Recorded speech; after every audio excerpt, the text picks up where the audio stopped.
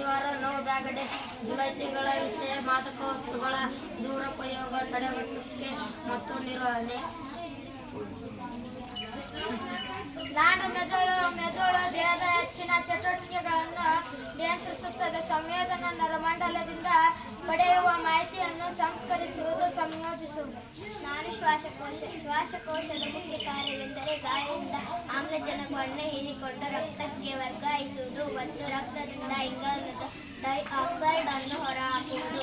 ನಾನು ಯಕೃತ ಪ್ರಮುಖ ಅಂಗವಾಗಿದ್ದು ಪಿತ್ತರಸ ಉತ್ಪಾದನೆ, ರಕ್ತದಿಂದ ವಿಷಕಾರಿ ವಸ್ತುಗಳನ್ನು ಶುದ್ಧೀಕರಿಸುವುದು, ಗ್ಲೂಕೋಸ್ ಸಂಗ್ರಹಣೆ ಮತ್ತು ಬಿಡುಗಡೆಯ ಕಾರ್ಯಗಳನ್ನು ಮಾಡುತ್ತದೆ.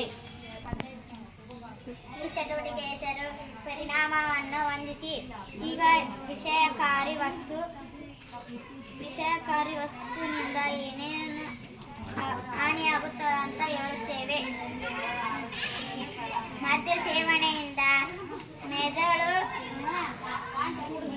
ಶ್ವಾಸಕೋಶ, ಯಕೃತ್ತಿಗೆ ಹಾನಿಯಾಗುತ್ತದೆ.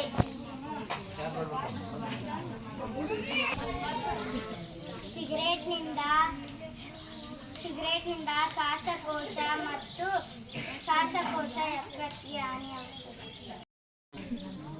ಕೊಕೈನ್ನಿಂದ ಮೆದುಳಿಗೆ ಹಾನಿಯಾಗುತ್ತದೆ.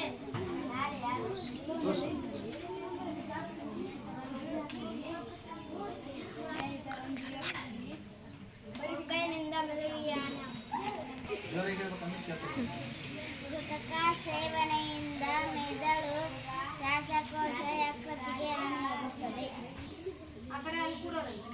ಅಫೀಮು ಸೇವಿಸಿದರೆ ಮೆದುಳು, ಶ್ವಾಸಕೋಶ, ಯಕೃತ್ತಿಗೆ ಹಾನಿಯಾಗುತ್ತದೆ.